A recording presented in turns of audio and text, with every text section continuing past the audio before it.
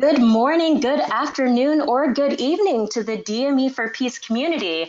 Welcome to this week's edition of the M&E Thursday Talks, the best, most innovative, and greatest learning there is in the evaluation field. My name is Jennifer Howell, and I am the Senior Communications Associate for DME for Peace at Search for Common Ground. We're based in Washington, D.C., and Jack is currently at a conference in sunny San Diego. I admit that I am a little jealous, but at least it gives me the opportunity to talk with all of you today. Now, I don't have the lovely Irish accent, but hopefully we can all get through this together. So today, I am delighted to welcome Natalie DeSole, Lead Knowledge Facilitator at Rooted Growth, who is going to lead a discussion on embedding organizational learning into evaluation design. Just a side note, if you have a question during the webinar, you can write it on the question function on your GoToWebinar dashboard, and we will address it once we reach the Q&A. Now, I will hand it over to today's guest, Natalie. You're very welcome, and the floor is all yours. Wonderful. Thank you so much, Jennifer, for that introduction. And good morning, everyone, afternoon or evening, wherever you are. I am making this sort of a personal presentation of my experiences. I've been working in evaluation for 10 years now, and for 1 year, I have been working on my own company called Rooted Growth. And so a lot of these concepts are ones that I've gained over time. It's pretty simple. I narrowed down a presentation that I've done over a long time at different conferences to the principles that I've ended up using the most when I started doing my own evaluations and designing my own evaluations. So we'll start at the beginning. So oftentimes when people talk to me, they ask me, why did I start thinking about organizational learning cultures? And what made me think that this is something I should look into more? It started actually with one of my bosses. So for 5 years, I worked at Spec Associates, which is located in Detroit, Michigan, and they do a lot of national work. My boss, Melanie Wallach, at the time, had finished up an 8-year evaluation with the Lumina Foundation. And during that time, she felt it was one of the most glorious experiences she had as an evaluator. And she started to think more and more, what does it mean to be doing work in a way that gives you the optimal experience, which is, it gave her those concepts of flow, which is from the world of positive psychology and Csikszentmihalyi's work. And so she was working with an evaluator internally at this foundation, the Lumina Foundation, and they both came up with their key concepts that they thought enabled the beauty of this evaluation experience. And so they had these 3 different triangles, and you can see there's evaluator capacities, client capacities, and then the relationship between the 2.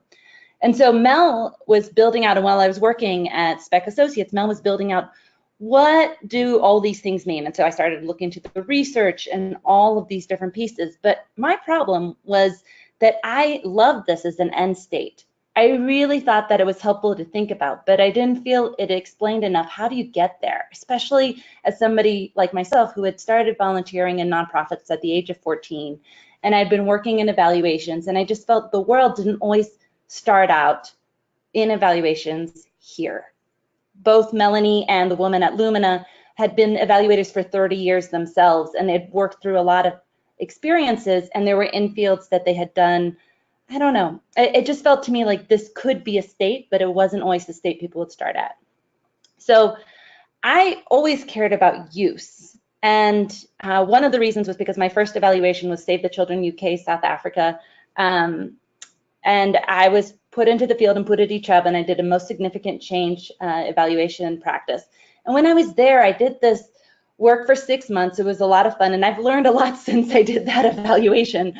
But at the end of the day, I came up with results, which 2 years later, I'm told an evaluator came back and replicated sort of the study in a different site. And she said that the problems I'd identified in my final study were replicated themselves. And so I just left thinking, what is the point of me spending all this time or doing all this work if it's not useful? And how do you get to a place where all findings are useful? The more I thought about it and the more I read, I was thinking that we can't leave an evaluation, handing over the report, and expect that to be the state in which people, and just to expect evaluation products to be used. In fact, the more I read about it and the more I thought about it, it was really more about the fact that we have to think about how do we influence our clients and design our evaluations to maximize our influence during the evaluation itself. Because to be honest, we get hired and then we're done. And once we're done, we leave. I'm a third-party evaluator, I should contextualize. So if you're internal, you have a lot more control and a lot more opportunities than someone like me who always works in the third-party experience, except for my first 2 years when I was an evaluator. So again, I started to think a little bit more about how do we engage our clients to get involved? What are the behaviors we exhibit?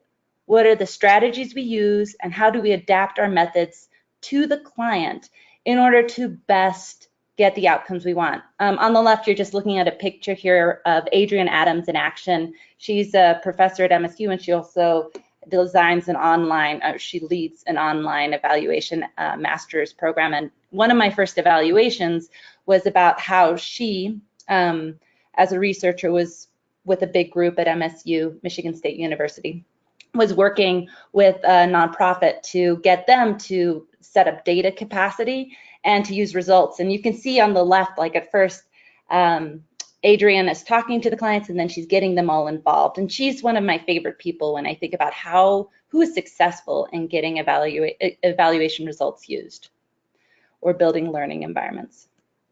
And this is getting stuck. There we go. So again, this is our evaluation timeline, that not a cyclical one, but in the most straightforward pieces. One way that you can think about when can you engage and when can you enable learning is first to think about when do you interact with the client. There are all these different stages, and sometimes you are a data collector, so that's really your time. So that might be when you can have an influence in supporting the evaluation, and sometimes you're the person doing the design and all of the higher level pieces. As a small company and having worked with smaller companies, I often have done all of these pieces, and now owning my own company, I do all of these pieces. But you, in your experience, might be in a particular place. You might be an analyst, you might be a reporter, you might be doing the post-report presentations. And so really I would say that you can think about the different applications through some of the concepts I'm going to bring up in the different spaces that you practice evaluation. And another thing that I like to think about is Jean King and Laurie Stefan came out with a great book called Interactive Evaluation Practice. And so she had some core principles that are really helpful when you think about behaviors, strategies, and ways that we adapt, which are these 7 concepts on the left, which is getting personal, structure interaction, examining the context, considering politics, expect conflict, respect culture, and taking time. Now, I just like to put this out there because I think it's a very helpful frame to think about, but there's a different evaluation presentation I do where I really spend a lot of time thinking about the interaction of the evaluation timeline and these 7 principles. I'm not focusing on those today, but I do think they're helpful for people to keep in mind as they think about their practice and go forward. So I wanted to present it here. So instead of focusing on that, I'm going to focus now on a few principles that I actually have been using in my own evaluations as I've been able to design my work. And that's why I've decided to only focus on these few with the time we have today. So one of the key ones that I think about that helped me think about evaluation is to be very conscious that we as evaluators, and every time we do an evaluation, we're putting organizations into a state of change. This actually comes from the world of engineering. And Jean LaMarcia wrote a book back in the 90s, but it is really helpful to think about the fact that we don't come into an evaluation and leave the place static. We ourselves are integrating and creating a difference because we do things like setting up evaluation practices. We come in to create dialogue. We get people to monitor themselves. We have them shift their processes by putting in data. And so when you think of that, we ourselves are creating an intervention in some places. And so it's important for us to think about what does it mean when an organization is in a state of change. You go from a place of stability to one sort of in chaos. We create this difference. The boundaries are movable because as someone goes from knowing exactly how everything's going to operate and what is expected of them to another place where we're creating change, we're actually saying you no longer are necessarily going to have the exact same processes and the exact same results in how you engage in life or with other people or the expectations of you. So when you put people into this plate of change, you create a little bit of a space of confusion, uncertainty, and lack of definition. And so we as evaluators need to think a lot about when we engage, how are we engaging and what are we doing to the places we're working in? Because that is going to shape their context and their understanding and their feeling of safety. So this is one thing I like to bring up, and I actually bring this up myself when I do my first launch meeting. I have little learning sections, or I call it building curiosity sections, and I try to help. Oftentimes with the first meeting, sometimes I'm even meeting with the board, like a current client. I meet with the board, and so I'm trying to tell the board, like, you need to be conscious of this because we want to be supportive of your staff, and we want to be supportive of everyone feeling an appetite to learn. So first we have to understand the condition. Another key thing, which people say, but when you break it down, it's much more complex, is the use of evaluation findings requires that we build trust along the way. Here's one of the big reasons. I did a lot of research and reading into our brains, and there's been a lot of popular discussions about neuroscience. And so one of the things that I thought was really helpful was this idea that we think of people thinking in words, right? And thinking in the present state of where we are. So that's our neocortex. But at the end of the day, we have this other brain, which is our old limbic brain, or I like to call it the alligator brain. And it doesn't think in words. It thinks in an algorithm of experience, and it creates that gut feeling of knowledge. So sometimes if you've ever been in an evaluation where you presented data and the staff just don't believe you, they don't think it's possible, it's probably because of their limbic brain. Or we as evaluators or people who are researchers might be told things that don't align with the way we think about the world. And that's because our limbic brain is putting that together. What is very helpful about thinking about this is that the limbic brain is not dumb. It might not think in words, but it is an algorithm of experiences. And that's why when people are very experienced in their field, they may have gut reactions that they trust more and more. And it helps you to think about yourself as a new evaluator or even an older evaluator when you're conversing with others.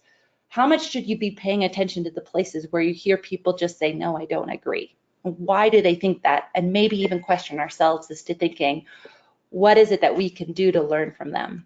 And one of the very important things to keep in mind with the concept of trust is that the necessary emotion the necessary thing to switch someone from a limbic brain thinking to a neocortex brain is emotion.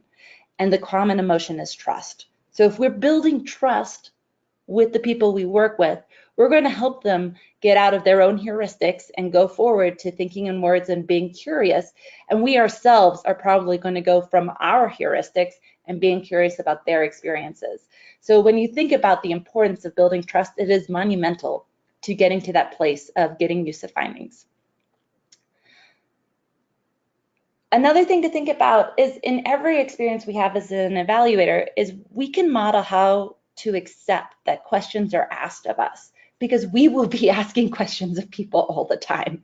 And so I think that's one of the key skills. And one of the leaders, there's this guy called Edgar Schein, and he was, I believe, out of MIT, a business professor. And he started to go around the world and doing a lot of research and thinking about this idea of humble inquiry, which is this idea of the fine art of drawing someone out, of asking questions to which you do not already know the answer, of building a relationship based on curiosity and interest in the other person. So we often come into evaluations, I've often come into evaluations with different companies and even my own, where I start thinking about, like, what is my process and how do I get people through, all the stages that need to happen in order to be within the scope and time of what it is that we're supposed to do. But there's this other piece, is that we are never experts in the field of what someone else does. Even if we are an expert, we're not the expert in their environment and their context and where they are today. And so this idea of how the importance of asking why and modeling it throughout our process is very helpful. And this is why this is basically a discussion of heuristics, but the idea of humble inquiry is that it mitigates bias. So we all have biases and filters, and we as humans operate in this space of we observe things, we react, we create a judgment, and then we intervene, and we do this circle. But the core with asking why is that it's important to be clear that we do not think and talk what we see, we think and talk what we are able to see.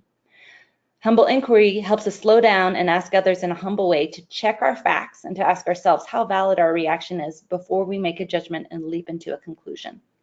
Now, where do you use this? I actually do some work with Indigenous groups here in Colorado, and my experience with working with people where I identify as white and they identify as not white is setting up this space where it is important to ask why. And this helps actually as a context. And I presented this and then also just said, so it's really important for us to think about how do we engage with each other, because one of the key things that you want to be able to say is like, I will be limited in what I know, and so I'm going to be asking you questions. But it is not a sign of disrespect that I'm going to be asking questions, because sometimes when you're working with gatekeepers or people who are very powerful, asking them why can be seen as a sign of disrespect. It doesn't seem it in normal American culture that asking why would be bad, but if you think about it from a stance of power, to ask someone why may in some cases make them wonder why you're asking, why you don't follow. So I use this as a frame to even open up the fact that we should be asking why. And I will even say it's within the limitations of myself, being a white person and from a different frame of thought, that it is important for me to understand where you are at, for me to be able to humbly understand the differences between how we think. Evaluation designs need to think about how we create structures that enable learning. And this is my favorite of all of the different models. So it's from Amy Edmondson, and she is a Harvard professor in organizational learning, and really a Harvard professional in how to get businesses working. And she's been thinking a lot about teams, and she said that previously a lot of the research had shown that teams are less effective or efficient. But her belief was, as a human, that, and from research that she'd had from other things, was that teams are actually more useful and that you can get more done with more people. And when she studied it, she realized that it was probably the structures that people are in that don't enable there to be powers within teams. So she came up with all these different findings and stories and examples of how businesses failed because they didn't create a space where people could actually engage and learn. So this is one of my favorite pieces, because what she brings in is you can have accountability from low to high within an organization, and it affects how you engage. But there's also this other component, which is psychological safety of low to high. And if you don't have both of these pieces, you're not going to get to a learning zone. And you need both of these pieces to get to a learning zone. When we bring in data and we get people to think about data and evaluate and put value also on different pieces of information and findings and interpretations, and that could have a real outcome on how an organization is going to operate, or even someone's job, we're bringing in high level accountability. And I think a lot of the psychological fear that's out there related to evaluation, use of information, comes from this other piece, which is lack of psychological safety. Now, put this together with that thought that we had before of what happens when you put someone in a state of change, right? We're saying that we as an evaluator coming in, we put an organization in a state of change. We are increasing or decreasing rather the lack of the amount of psychological safety. So how do we build in pieces that increases psychological safety? For me, putting this model in front of my stakeholders from the very beginning is important to help, my champions, to help the ED, to help the board, to help staff, to help everyone think about what is it that we're going to do to get to the state. And even sometimes just showing it can help people think about it. But it also helps when you think about designing evaluations. Like, how often do you need to meet with a group? Do you put in quality checks along the way? If you're doing like a 5-year plan or anything, do you create spaces where people have a space to digest the information? Are you only providing information at the very end? Or are you providing information along the way? How do you engage with your evaluation advisory group themselves? All of these are pieces that I think about, but it also helped me understand often how I want to create cycles of discussions with people when possible in order to create a discussion around findings, but also help higher level staff think about if they want to use data for learning, they can't think about things in good and bad, but more in terms of modeling what does this mean and what can we learn from it. Because if they're not in a learning zone, they're not going to get the best results of evaluation use. So this to me is like one of the key things for enabling a learning environment. And then the final piece that I'm presenting today is just that nonprofits often live in an exploratory testing environment. So when you think about organizations, and in America, we often have this like the factory design model, where it's like you work on your little space on the design in a factory where you just focus on one of your little piece of work and you're going to do that perfectly. And because we do this every day in exactly the exact same way, that little piece of work should come out the right way. Now, if you're doing a piece of work where your life is in that cycle, it makes sense that we have these business models that expect deviance or to show like bad results are because somebody is in deviance of what was expected of them, right? Or there was inattention or a lack of ability, you know, capacity or capability. So those top three are there as what in American like business theory would say like is lack of ability. But when we're in evaluation and we're working with nonprofits, oftentimes what nonprofits do are not so segmented into these different individual tasks. Nonprofits or systems are often reacting not only to the needs of the individuals, which can change greatly, or the needs of their funders, but also to the environment around them, right? So you have a rush of new immigrants come into a different community. The nonprofit is oftentimes then having to react or engage differently with their population. And because this group maybe doesn't even speak the same language as the people who are engaged, it drastically affects their ability to engage and do their work. There are a lot of examples of how people might just do an evaluation or be monitoring over time, but not understand enough the context of what's going on to see that at that time, while you have often been in a state of more routine processes, you are currently in a state of process complexity, uncertainty, and need to actually potentially be doing hypothesis testing. In which case, if your metrics that you get at the end of an evaluation are bad, it's not because the organization is doing poorly, it's because you need to test out a different way to work. Which helps me think about executing as learning. We need to diagnose, and I've done this in an analysis, or when someone brings me into a pilot, right? Or even thinking about the stage of a pilot of testing out a new evaluation or a practice or stage of what a program is doing. I really think about, are they doing innovative operations or are they in a routine context? And when I get to an idea that somebody's in a routine context, I will be very conscious of how true is it that it is a routine context. So this is something that I think can also be helpful for when you're generating recommendations in an evaluation or the analysis itself. What is the state of that organization and what is the state of the environment that they're in? So the challenge to all of you evaluators is, what can we do to increase knowledge uptake and adoption of our recommendations during the time of the evaluation, whatever phase you are in an evaluation? Because evaluations put organizations into a state of change, and we need to be aware of how to engage in that state of change. So thank you very much. I'm Natalie DeSoli, and I look forward to your questions.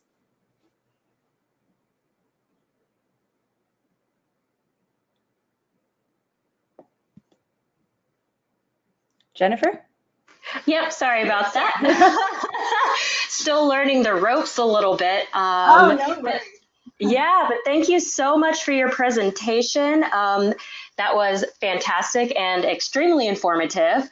Okay, so we will now open up today's presentation for our questions. A couple of notes about our format for those of you who are unfamiliar with the Thursday Talks. You can submit a question in two ways. The first is through the question function. The second is to click on the hand icon to raise your hand, which will allow us to unmute your microphone so you can ask your question live.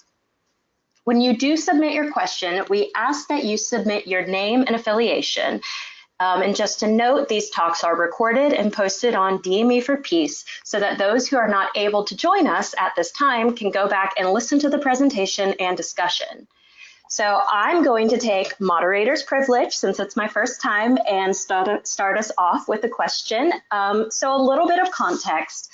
I think it's safe to say that we all struggle with organizational learning beyond our evaluations and our designs.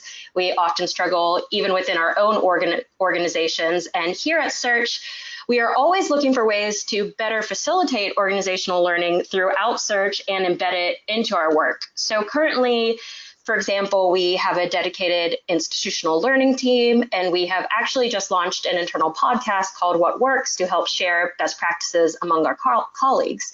But I'm sure, as all of us know here, that in nonprofit work, time is usually not on our side, and learning can sometimes fall to the wayside. So, Natalie, you've touched on this, but how can we use these models and your learnings beyond our evaluations to facilitate continuous learning and sharing of results and best practices within our own organizations, between colleagues and teams? And do you have any examples of best practices you've seen or organizations that have done this particularly well? Sorry, that was a lot. No, I get it. Well, I think a few things. So one of the things is you're lucky if you're in a space where somebody has already taken the time to hire an evaluator, right? Because when somebody hires somebody else to come in or even has the space for an evaluator within an organization, that person's job is to create time to pause and reflect. And sometimes I've heard that that's one of the greatest values of an evaluator is just creating that time to pause and reflect, because that is what you do. You go in and you do something, and at the end you have to report it out. And so when you report it out, you've created something where people have a chance to think about information. So how do you do that in continuous learning cycles is a good question. And if you already have thought of a structure of continuous learning, I think for me, the biggest pieces that I've seen in different spaces is more thinking about it's a lot about who shows up and who is invited and what is the ability of people to really authentically engage with that information that is shared, right? So I think a lot of the principles of that I've shared in some of the other, so I think that a key piece there, it can be about who's invited to continuous learning results, who then disseminates the continuous learning results, which is your field, Jennifer, much more than me. How do you take that information and share it out? And then the third one is, can people act on the information? And is it relevant to them at that time to act on the information? I think some of the humility an evaluator has to do a lot is check themselves with the expectation that somebody right now might not be needing to use those findings because they aren't as useful to the priority of their function today. So something about that humility piece that we have to do all the time would probably be engaged in continuous learning. As far as organizations who've done it effectively, I've been part of different people, but I don't have the freedom to say, like, I've seen this person do it especially well. I think more that I've seen people try to do it, and every time people are attempting to do it, they actually have a will to learn. So if you've even built the space for continuous learning, you're already biased towards the use of it. Is that helpful at all? Yeah, fantastic. Thank you. And we have some great questions coming in. So a few of them, and I apologize if I pronounce your names wrong, but we have a few questions. Oh, this first one is from Brian Chevalier. Sorry if I said that wrong. The question is, you had a slide that showed the moment of connection between evaluators and the organization. Are there certain times, sorry about that, Pete, that are better than others to introduce learning? And is it ever too late in an evaluation to introduce organizational learning? Right. I would say that there are better times. And that it's never too late. So I think if you're lucky enough to be able to do the whole stage of an evaluation from beginning to end, probably there are two pieces of times when you engage. One is when you design the actual evaluation and you have your launch meeting. That is a great time to introduce the concepts of organizational learning. But if you're in a space where that didn't happen at the beginning, and even if you did engage in those concepts in the beginning, I think it's really great to embed them at the end of your evaluation as well. To me, some of the concepts that I brought up of organizational learning also can affect the evaluator, right? So this idea of what stage is an evaluation, is the program in? You know, are they doing routine, or are they doing complex, or are they doing hypothesis testing type of work? That actually, I think, really affects the sampling through analysis parts. I think it's incredibly important to keep those frames in mind when you're in the middle three. And for the interpretation of results, that whole idea of the trust building, when you think about the neocortex and you think about also the limbic brain, like if there's anything in there where you take in different people's information along the way in the interpretation of results, that just being very clear about what you know and giving space for other people to add in findings. So I do think that different pieces can come in, but you can always bring it in different stages. And if you have a small part to play, you as yourself can embrace some of these learning principles in whatever place you get to interact with evaluation. Thank you. We have another question from Cecilia Deme. Natalie, you spoke a lot about building trust. How much time do you think is necessary to build that trust in a culturally challenging environment? That was great context, the culturally challenging environment. Yeah. Well, I think you'll note it. It's a hard question, right? Because at the end of the day, there's a great concept out there as to what does it mean, what does it look like to build trust over time? And Brené Brown is writing all these books now on being vulnerable, and there's even a Netflix series on it, but she has a great concept about building trust, like an image. And she came up with this idea that building trust is like having marbles in a jar. And every time things go right, marbles go into that jar. And everything that's positive, marbles go in. And then when things don't go as well, you take out a marble. So if you think about that, it's really helpful, because the truth is, at the beginning, when you're working in a complex environment, you might think, are there already marbles there or are there not? For example, I am a white person working with Native American people within, urban Colorado. Probably not a lot of marbles to start off there, because we don't have that similar context, culture, history. I have training and have worked with Indigenous groups before, not in Colorado, but in the United States. So I have maybe one or two marbles that I'm hoping are there just for my knowledge and experience, right? But do we as a group, and they actually have more trust in me because of the fact that I've worked with groups like them before. So I get like maybe two marbles there and two marbles there. So I have four marbles, but do I have a whole boatload or even a whole container full of marbles? No. So trust is built over time. Your goal is to do the best you can within the complexity that you engage. And a lot of that self-reflection work that comes in when people talk about culture and your personal knowledge of your positionality and the knowledge that other people have helps build it. And so when you come into spaces where you have challenges, trust can come and go whenever. It's not like you get to a state where there's perfect trust, right? So it's a fluid thing. But your goal at the beginning is to bank up as much as possible on building the marbles. And that's what I think some of these concepts try to help you do. It's to help you think about what is that context that people live in, and how much should I place value on building trust or an open environment to learning? Great, thank you. Sorry to keep throwing questions at you, but we have a lot of great ones coming I in. love the questions. Good. Have you ever done, sorry, this is from Luis Eduardo Marquez Garrido from the European Partnership for Democracy. Have you ever done work on outcome harvesting or a similar method? How would you relate it to the humbling inquiry or executing as learning? Yeah. I have studied it. I haven't personally done it, but I think it's a great concept, and I was even thinking about it as I was going through this piece.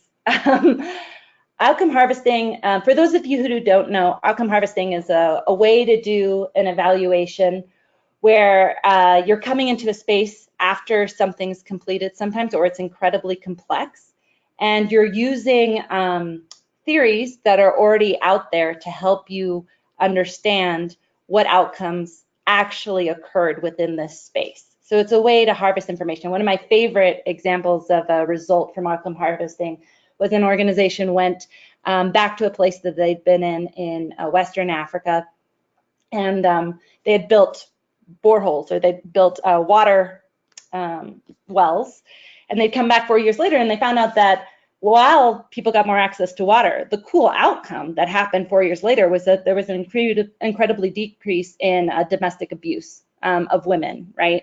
Because women were able to spend more time at home instead of traveling to get the water, so they were able to spend more time with the children, and they were able to spend more time with their husbands, mothers, which was very important in that village context, and because of which they were able to there was less tension in the family, and so there was a decrease in domestic violence. So that's an example of cool results from outcome harvesting. So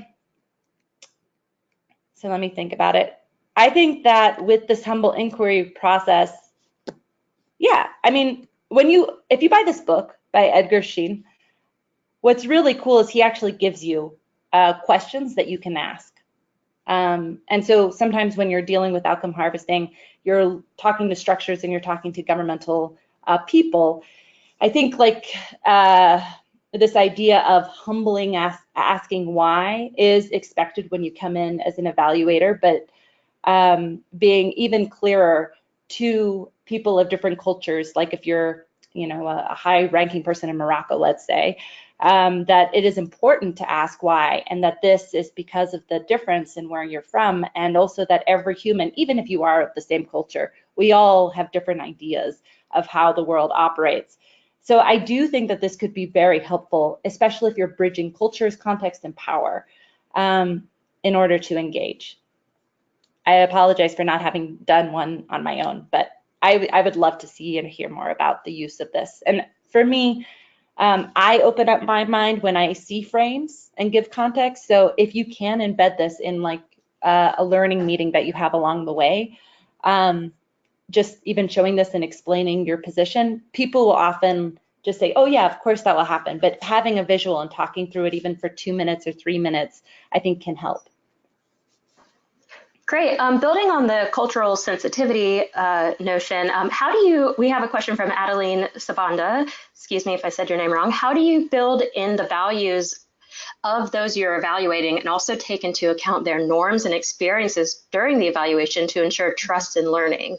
Mm-hmm. Yeah. So another presentation that I've done when I do this particular piece, which is looking at the basic inquiry tasks and the principles of interactive evaluation practice, is to create a reflective model, sort of like a frame for people to think through, like how do you engage these 7 different principles across time, and how are you doing, right? So if you're thinking about marbles of trust, you can evaluate yourself as you go along, and thinking like, how well did I engage with respecting people's culture or values when it comes to question design or sampling, or the reporting of the results. So I can think about myself and I evaluate myself as a reflective evaluation practitioner. I take a lot of time to think about people's culture and values, but also what I try to do by creating this concept of learning and showing the importance of asking why is give space for people to ask me why. So what I try and say most of the time, and when I engage with people, is that I'm not perfect and that I live within the context of who I am. I'm trying to take in your values. You get that through the learning meeting, right? And through the different times that you interact with people. I think what's harder is if you're working with a different culture and you're not able to do face-to-face meetings. I'm not as good sometimes at that. What I did do one, but I've done quite a few evaluations where I've had international. So there's this group called eValues, and I did their pilot evaluation, and that was easy. But the context in which they were structured, even though like the lead evaluator was from MENA, from the Middle East, and I was getting data from all different places, their structure was pretty much operating more in a European style, right? Which is very different from a structure when I'm working with American Indian groups here in Colorado, because they don't have the same linear expectation of how they engage. And also time is not as important to them as giving respect to elders, for example. So what do? I expect the time is going to be more. When I do a launch meeting, which usually takes me 3 hours, I extended the launch meeting to be 6 hours over multiple meeting engagements so people can go off on tangents or also just like share their expression of wisdom, and I am not feeling scared about my scope and time. So that's the flexibility I have as being a small, owning my own business. And that's some of the stuff that came up that was really hard for me when I was working for other people, was when I was in a different context and I didn't feel there was enough space to respect the culture of time and get through the tasks that I was supposed to do. But I think there are other things, there are probably other practices, and I would definitely say again, I am not the know-all be-all. These are just some of the things I think about as I go forward. Thank you, Natalie. So we're nearing end of our time, and we have so many fantastic questions coming in. I encourage everyone to continue this conversation, and if it's all right with Natalie, I'll include her contact information when we post the recording on the website, so you can get in touch and ask, or you can continue talking in the comments under the recording. We always encourage that. So if I can, just because I am curious about this myself, ask if maybe you could answer this question in about like 30 seconds before I have to wrap everything up. It's from Linda Stern of NDI.